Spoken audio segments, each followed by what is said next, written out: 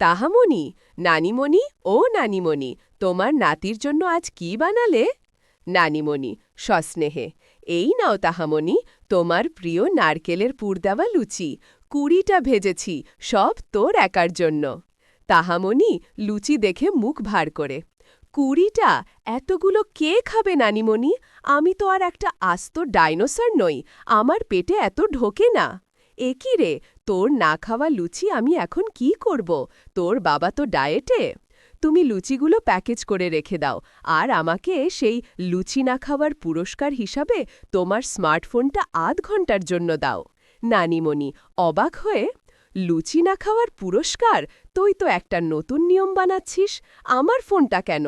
ওটা তো আমি তোর বাবার কাছ থেকে লুকিয়ে রেখেছি। আরে নানিমণি, তুমি তো সারা দিন ফোনটা দেখো না, শুধু ওই লম্বা মেসেজ পড়ো আর হাসো। আমাকে দাও, আমি তোমার জন্য একটা দারুণ রিলস বানিয়ে দেব।